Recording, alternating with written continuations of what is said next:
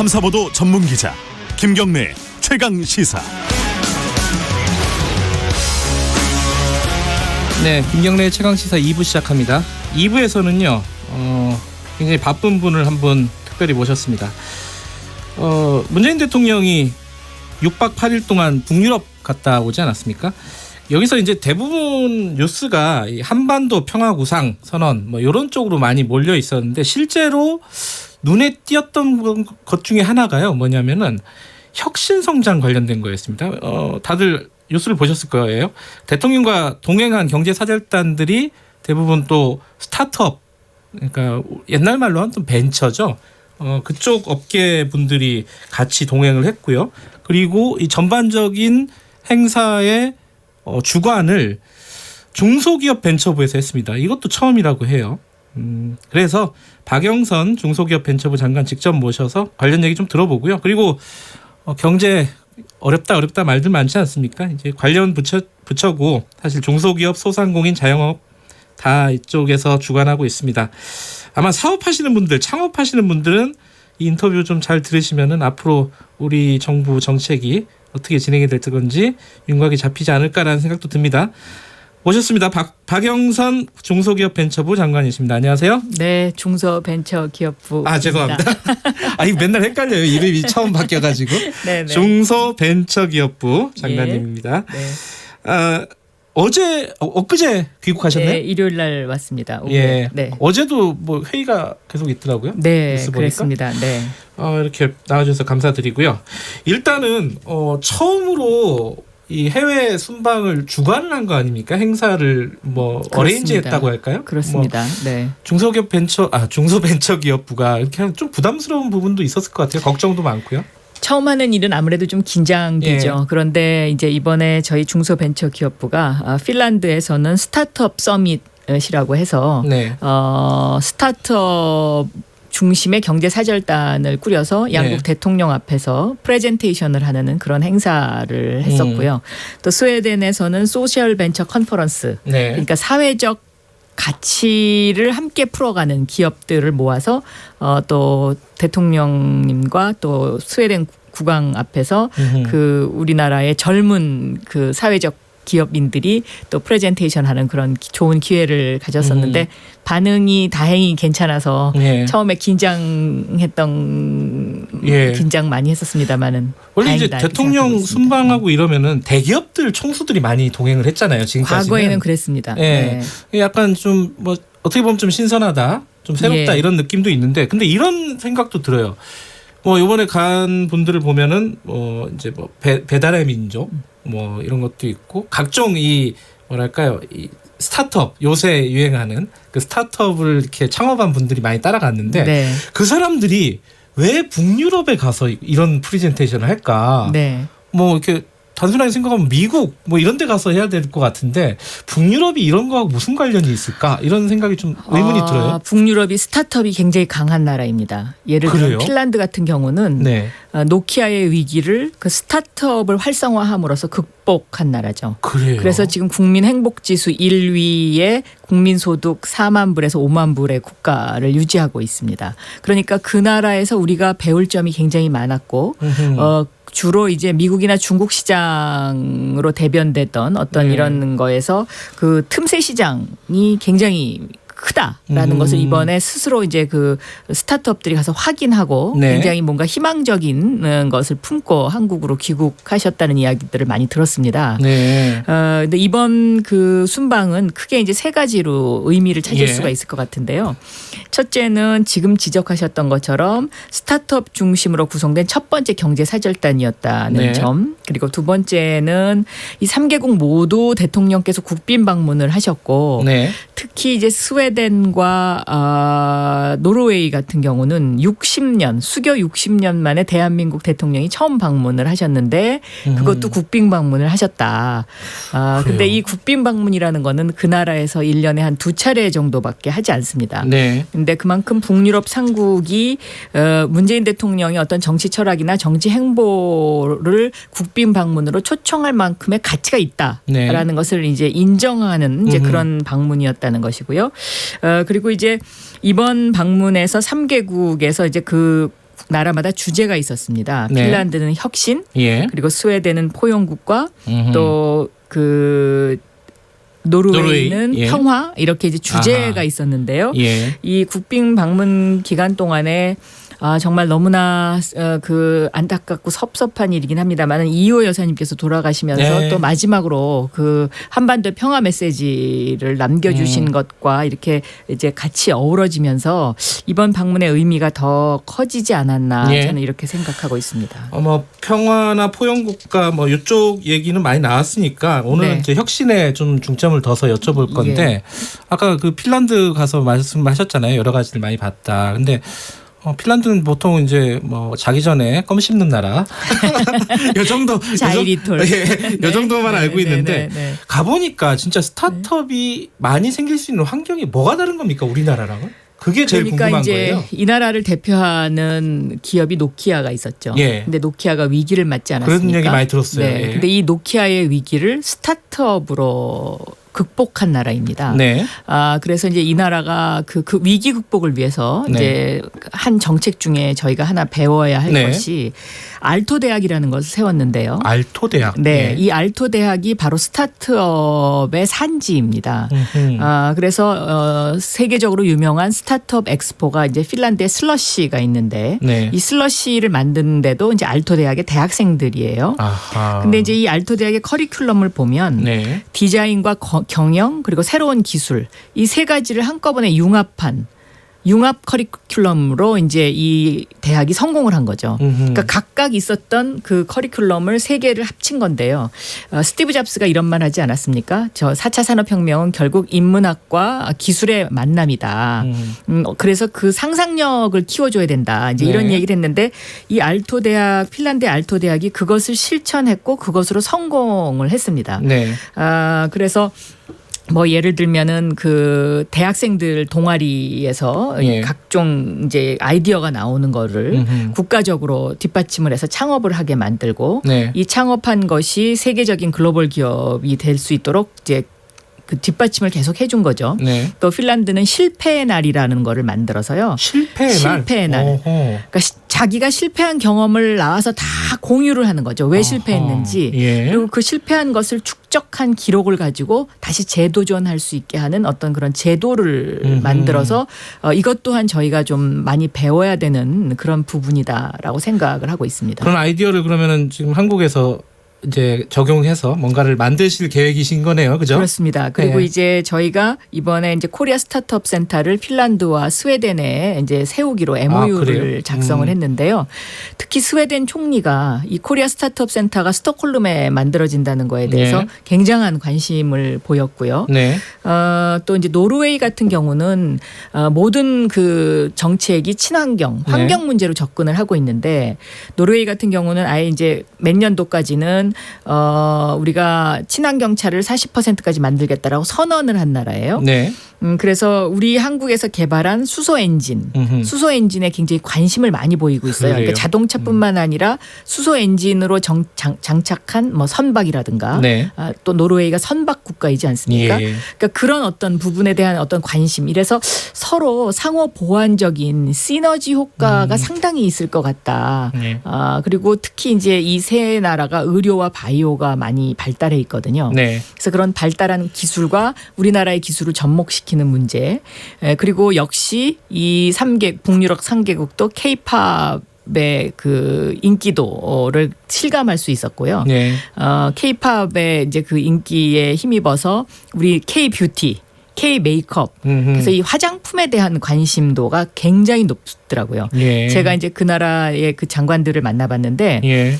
이 나라는 여성 장관 비율이 50%가 되는 나라들입니다. 선진국이군요.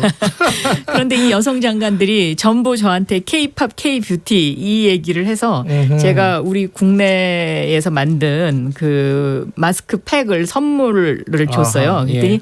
너무너무 좋아하고요. 또 그 장관들의 자제분들이 한국에 와서 대학교에서 뭐 6개월씩 공부한 그런 자제분들도 있고. 교환학생 같은 네, 건가 보네요. 네. 예. 그리고 또 자기 동생이 우리나라에서 입양된 그런 어떤 그 동생을 갖고 있는 맞아요. 장관도 있고 예. 이래서 여러 가지로 굉장히 많은 의미 있는 방문이었다. 저는 이렇게 생각하고 있습니다. 알겠습니다. 네. 이 이제 사실 이제 청취자분들이 그런 생각이 드실 거예요. 이 북유럽 3개국 잘 살고 좋은 나라는 거 알겠는데 우리는 어쩔 거냐 이렇게 물어볼 겁니다 분명히. 우리도 잘 살아야죠. 저희 사실 제2벤처붐 얘기를 지난 3월에 대통령이 했습니다. 네. 대통령이 했고 사실 여러 가지 이제 정책들을 내놓고 있는데 현장에 있는 사람들의 불만 중에 하나가 언론에 보도가 많이 되는 것 중에 하나가 규제 얘기입니다. 이런 네. 스타트업 이런 것들이 잘 되려면 규제가 너무 빡빡하다라는 얘기들을 해요. 뭐 이제 여기에 대한 의견들은 여러 가지가 있겠지만은 분명히 이런 의견이 있습니다. 특히 예컨대 공유경제 같은 거 하려면은 규제 때문에 어렵다. 뭐 택시 같은 거 또 택시 산업 생각도 해야 되는 거고 당연히 여러 가지 복잡한 문제가 있지 않습니까? 이거 어떻게 풀어 나가야 될지 너무 좀 총론적인 질문인데 먼저 좀 전체적인 좀 구상을 좀 말씀해 주세요. 저는 지금 우리나라가 이제 대전환기, 우리나라뿐만 아니라 전 세계가 대전환기를 맞고 있죠. 그러니까 100년 전에 마차에서 자동차로 변화하던 그 시기보다도 더 큰 전환기에 와 있다고 생각합니다. 그래서 새로운 업종들이 많이 생기고 또 그 인간과 로봇이 함께 이제 공유해서 살아가야 되는 이제 이런 세상이 왔는데요. 여기에 따른 어떤 법적 규제라든가 이런 것들이 지금 변화만큼 못 쫓아가고 있는 게 사실입니다.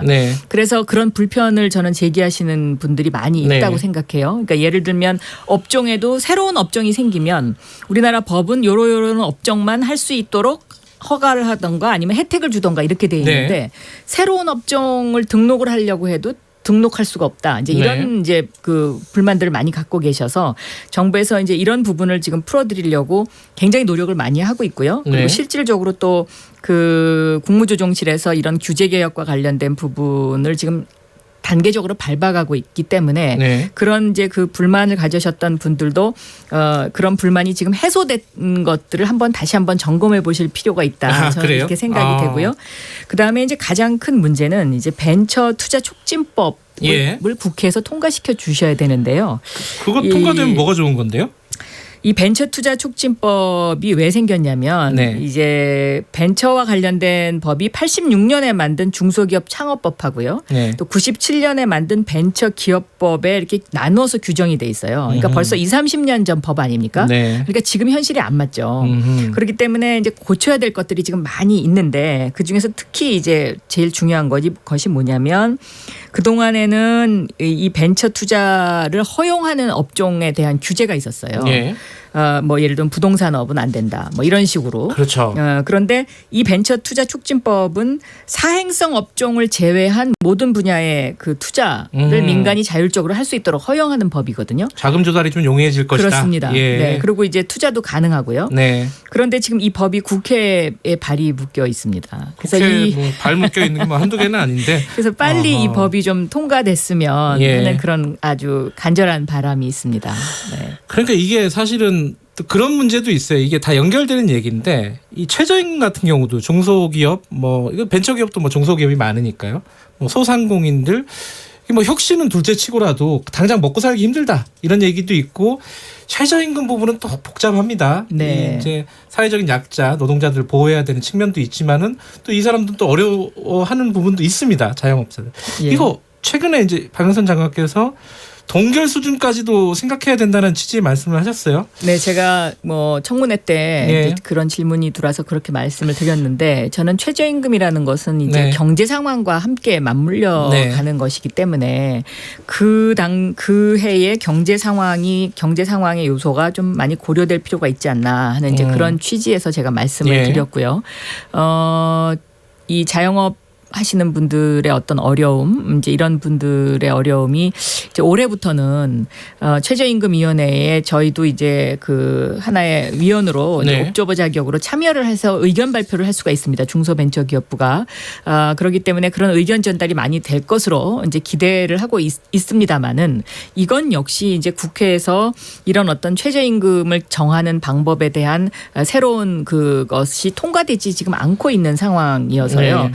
또 또 나름대로 많은 어려움이 있다는 점도 말씀드리고 싶습니다. 그러니까 자영업 네. 소상공인도 그런데 이제 중소기업들도 이제 최저임금 얘기를 많이 합니다. 네. 근데 한편에서는 그런 생각도 들어요. 그러니까 냉정하게 보면은 아니 그러면은 최저임금으로 지금까지 연명하고 있었느냐 이 기업들은. 그건 아니죠. 그러니까 근데 네. 이게 여러 가지 좀 생각이 복잡한데 주무장관으로서는 이 부분을 좀 그러니까 어떤 식으로 방향 설정을 해야 될지 이 부분이 고민이 있으실 것 같아서.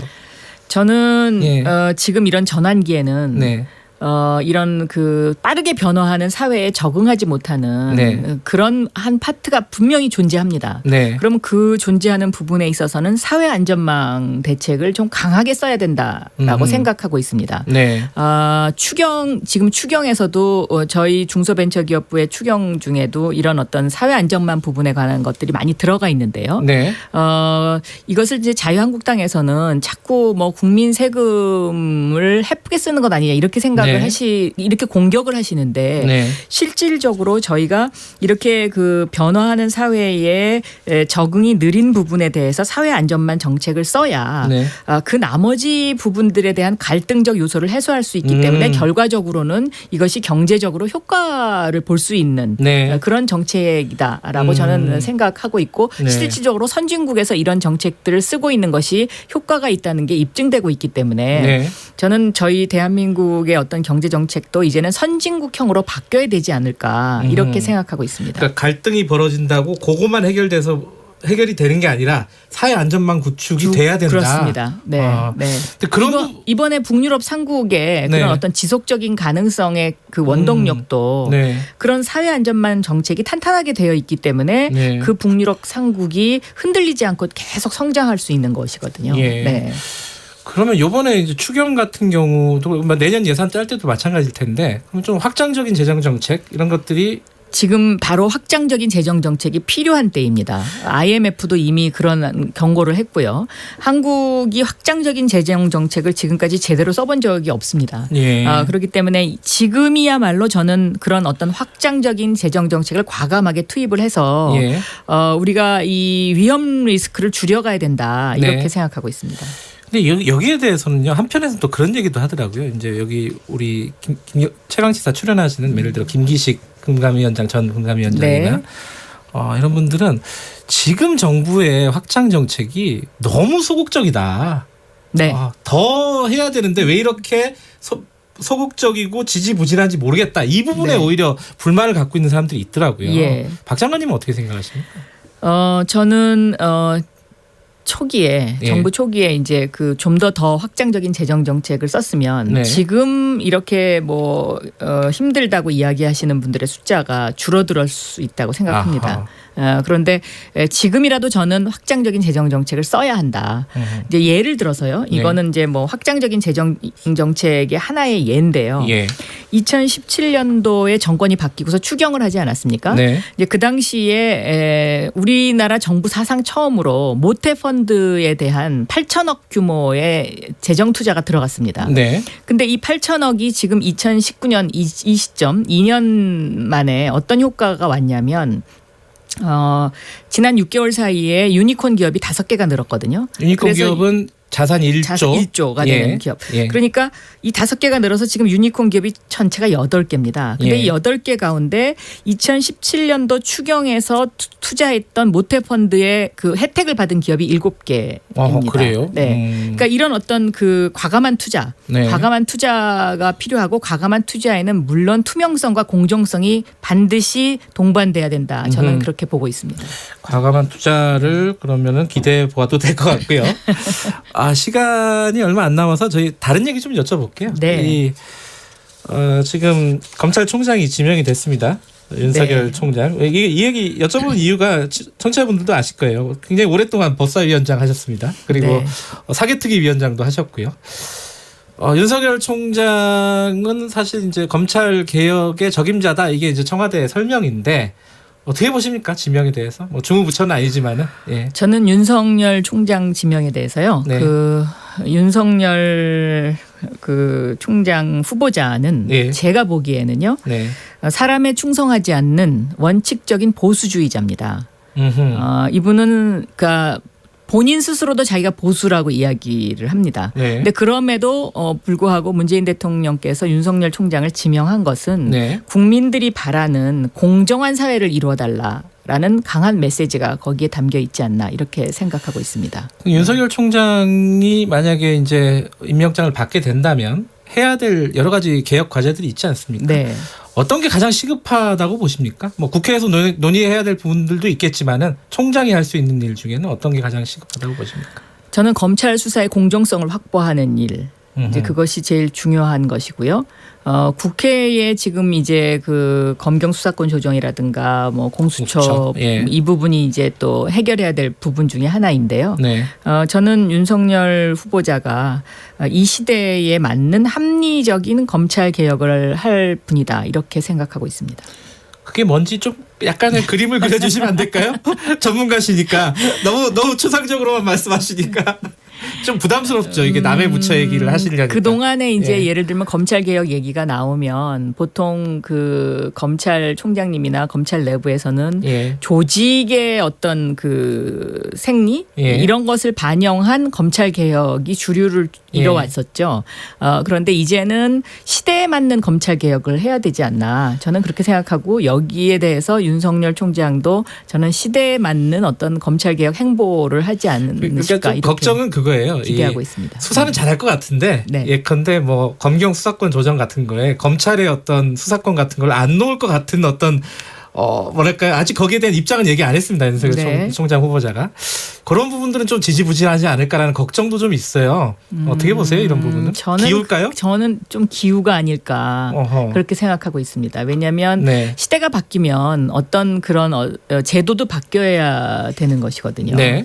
그리고 심지어 이제 예를 들면 윤석열 총장 후보자가 될지도 모른다는 거에 대해서 여당 내 국회의원들이 우려를 표명했다는 뭐 그런 기사를 제가 본 적이 있어요. 네, 네. 그 정도로 저는 이 윤석열 그 후보자가 아주 원칙적이고 또 그동안의 그 수사 패턴을 보면 원칙에 입각한 어떤 그런 수사를 해왔다고 생각하고요. 본인 스스로 본인이 자기는 보수주의자다라고 이야기합니다. 그러니까요. 네. 본인이 뼛속까지 이제 검찰이다 이런 얘기 많이 듣잖아요.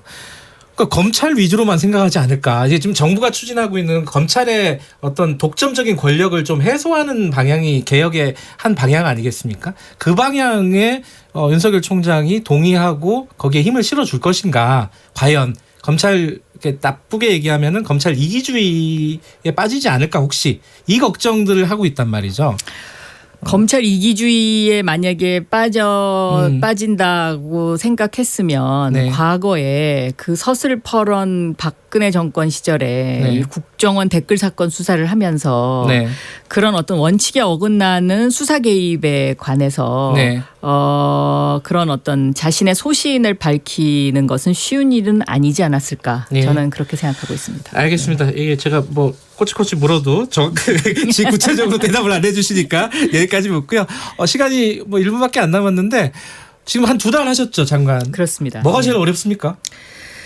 이제 그 저희가 맡고 있는 그 이제 여러 가지 부서의 예. 이제 그 부분의 일 중에 이게 예. 온도 차가 굉장히 심합니다. 어허. 그러니까 예를 들면 창업이라든가요. 이 벤처 쪽은 네. 지금 사실은 굉장히 활발하고요. 예. 제2 벤처 붐이 일어날 수도 있다라는 어떤 기대를 갖게 할 정도로 이쪽은 좀 온기가 있고요. 예. 소상공인과 자영업 부분은 좀 힘들다고 하시는 분들이 굉장히 많이 있는데 네. 이분들이 왜 힘든가를 제가 구체적으로 들여다봤더니 이제 알겠습니다. 온라인 쇼핑으로의 어떤 그 구매 행태의 변화 5초 남았습니다. 네, 이런 것들에 적응을 못 하시는 분들이 많아서 알겠습니다. 여기까지 거기에 대한 듣겠습니다. 적극적인 지원을 고맙습니다. 해드리겠습니다. 2부에